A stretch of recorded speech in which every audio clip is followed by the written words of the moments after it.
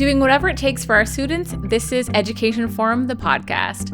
I'm Allison Sillis, the Provincial Community Organizer for OSSTF FASO, and I'm here with President Martha Haradaway, and we're going to talk a little bit about what's at stake ahead of us for bargaining. Happy to be here, Allison, again.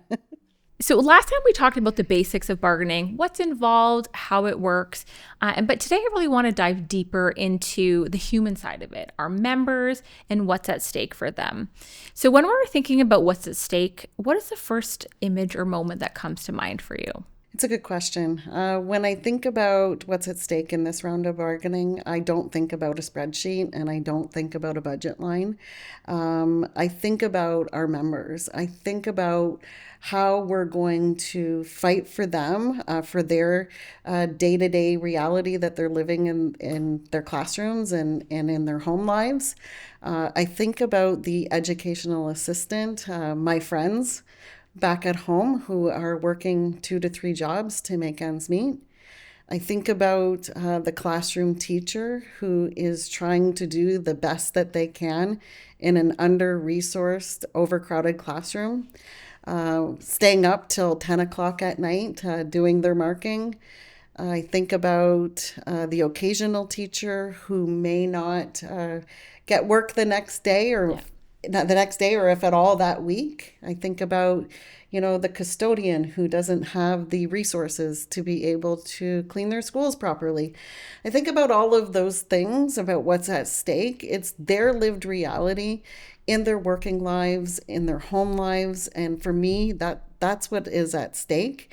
The publicly funded education system has been underfunded by $6.3 billion since this government first took office in 2018, and that is their lived reality. And it's the lived reality for our students as well. We know that staffing is absolutely stretched thin here in Ontario. Whether you're a teacher, whether you're an education worker, the statistics are the same. There aren't enough qualified teachers who want to stay into the profession right now because the working conditions are not sustainable. The Ontario College of Teachers, their statistics show that there are 70,000 qualified teachers in Ontario that are not teaching in the system. And so you have to ask yourself, why is that?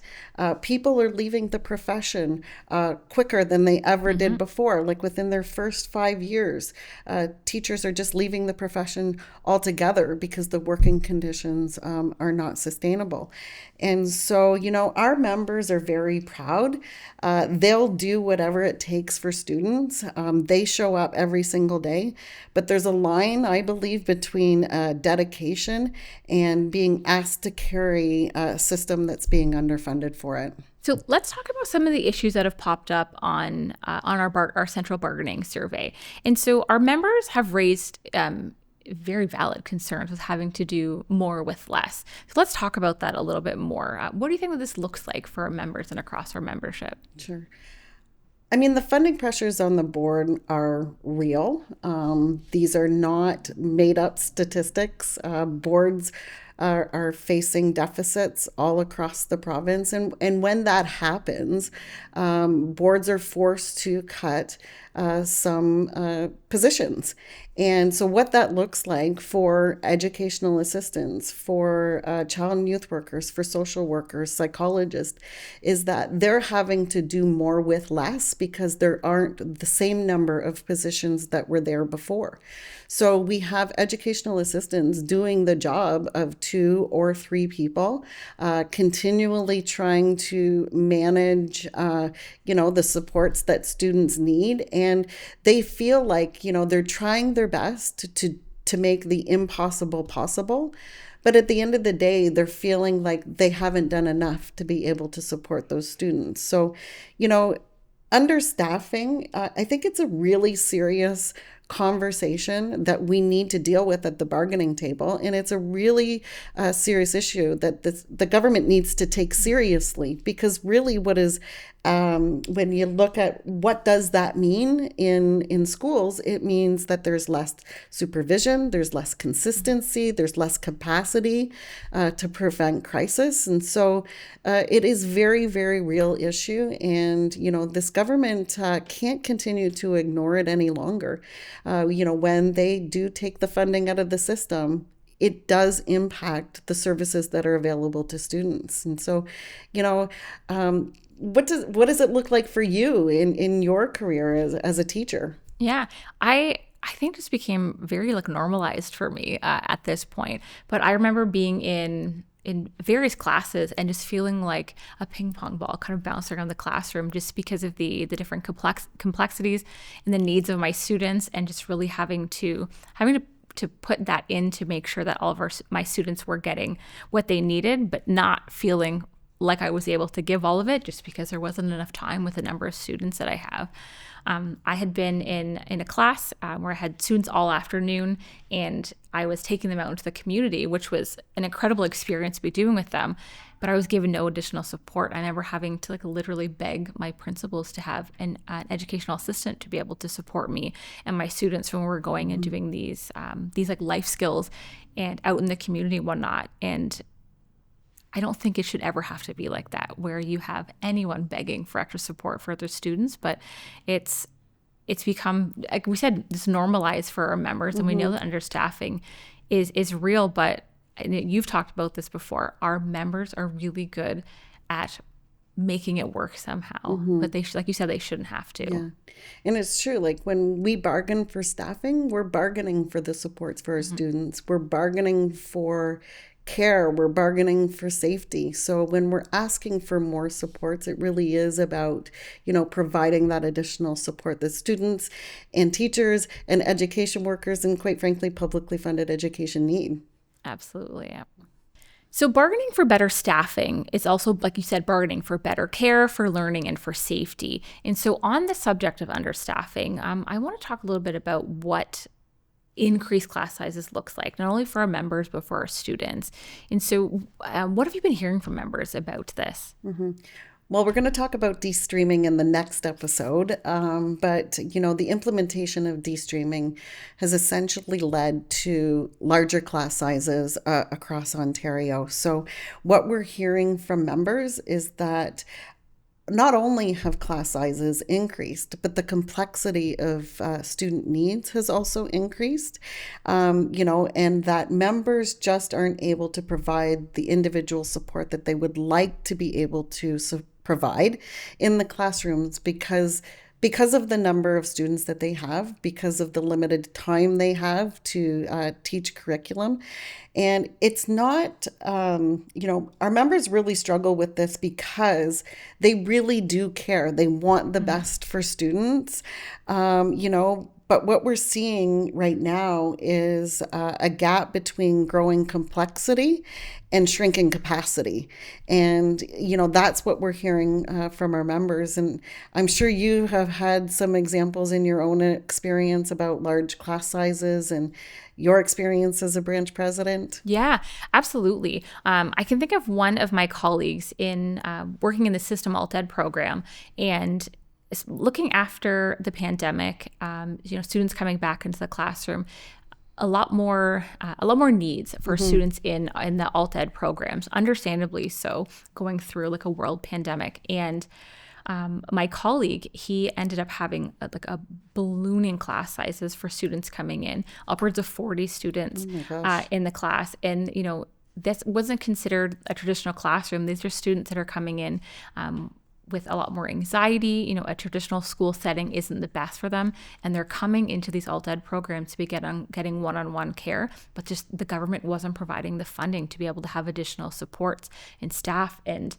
so his class just ballooned, and it was really, really difficult on him. He did his best to make it work. The students loved him, and they were succeeding, but that was because of the extra effort that he was putting in, and quite frankly probably was tiring himself out every day doing that too. I bet he was, yeah. And when those supports are missing, the strain doesn't vanish, right?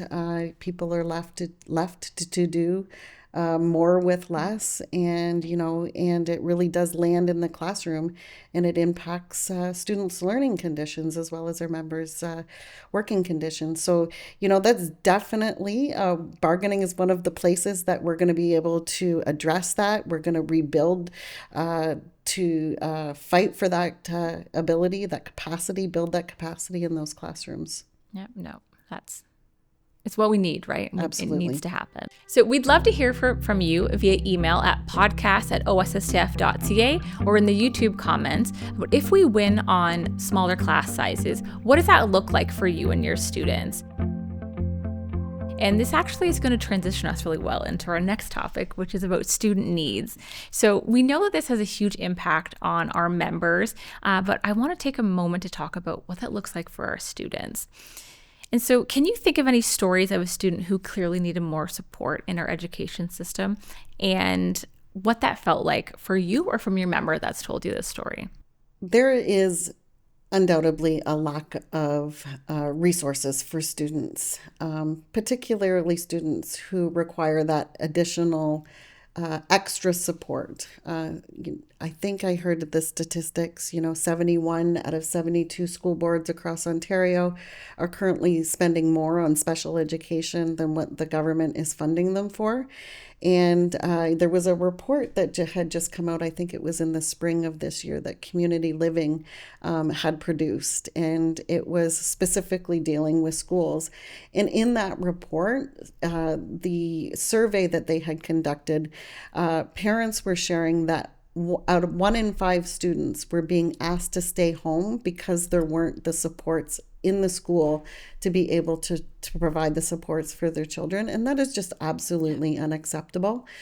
Parents should not have to keep their children home because there isn't the supports in the classrooms. And so, that's one of the things we're going to be fighting for this round of bargaining is additional educational support staff to be able to meet all of our students' needs.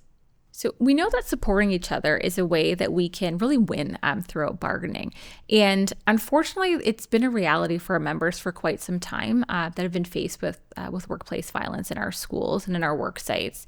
And so I just want to read a statistic to you here. So it's been reported that violent incidences in schools in Ontario have risen by about 77% since the 2018-2019 school year, with more than 4,400 incidents being reported in 2023-2024 school year alone. And let's be real, we know that there's a lot that are also going unreported as well. Absolutely. Too. That's a huge number that could be added to this. And so I want to talk a little bit about the ways in which violence is happening in our schools, some of the causes behind it, and what some of the solutions could be as we're going forward. Sure. And I'll start off by saying, when violence starts to feel normal in a school, it absolutely changes the school's culture. People start to become hypervigilant. They go into work, is this the day that I'm going to get hurt, and start to question. And that is absolutely unacceptable, and it's not sustainable. Workplace violence, OSSTF, has been advocating for a long time for not only this government, but previous government as well, to do something about workplace violence in Ontario schools. And, there's one easy solution that this government can take. It doesn't require legislation. It requires just a regulation in which the Minister of Labour can introduce an education sector regulation in the Occupational Health and Safety Act that will help one small way to be able for our members to not only report workplace violence, but for the employer to take it seriously and make sure that our members are safe. And so, I've been advocating with the Minister of Education, the Minister of Labor, and saying, this is one thing that you can do right now to be able to address the very real concern that our members are expressing. When I was a local leader 10 years ago, I was still dealing with workplace violence, and it's actually gotten worse. It's got worse, and that's unacceptable in Ontario's education system. And I would say it's no fault of the students. Absolutely not. It's no fault of any education worker, any teacher in the school system. It is the fault of an underfunded public education system where the students are not getting the supports that they need in that moment. And as I talked about earlier, when boards are dealing with deficits and they're trying to find savings, often it is at the expense of the additional supports that our students so desperately need. It's the early intervention supports, from a social worker or a child and youth worker, or perhaps a speech language pathologist. It is the additional supports that are required from an educational assistant.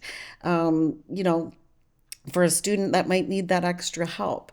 It might be, a look in the form of, an educational assistance, again, in a large class size to be able to support teachers.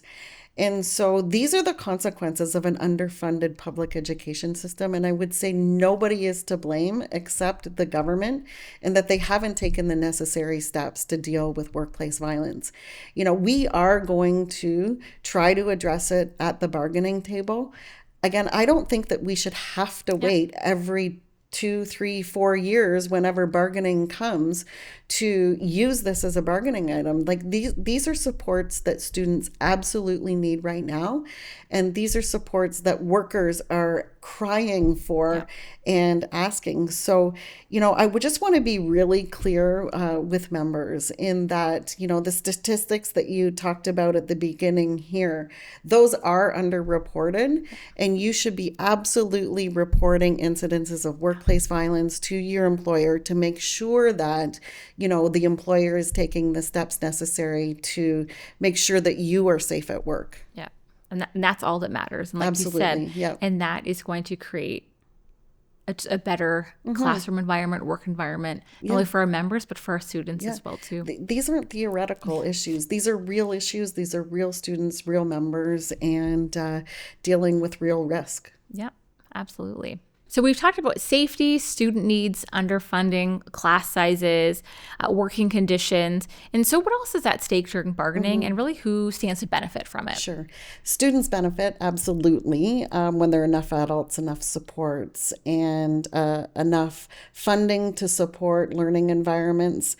I would say that our members benefit when they can do their jobs with safety and dignity, and with conditions that certainly don't break them down. And, here's the truth. Like, we are not going to win if we hope that somebody else is going to fix it. We win it through solidarity, and we win it through collective action. OSSTF is doing everything that we can to get the government to the table to be able to address these issues that, quite frankly, need to be dealt with immediately. Recently, we have asked the government to come to the table to start bargaining early. There is an immediacy that we need to deal with in publicly funded education, and we need to be able to do it together. We need to fix the system together, and that's why, I'm calling on our 60,000 members to engage in this campaign, to engage in underfunded.ca, to sign up, and to be prepared to, receive the materials that OSSTF FASO shares with you, and keep yourselves informed all the way along as we walk through this bargaining process. Absolutely. These have all been really, really important topics that we've been going over today. And I just really want to thank you, Martha, for spending the time with us, going over this and really talking about what's at stake for bargaining. Well, thank you, Allison. It's been my pleasure. And so to all of you, if you have any questions, you want anything answered, you have any suggestions for even possible topics that we can be talking about here on the podcast, please email us at podcast@ossstf.ca. And don't forget to tag OSSTF on all of your social media posts as well, too. Thanks so much for being here with us today. See you next time.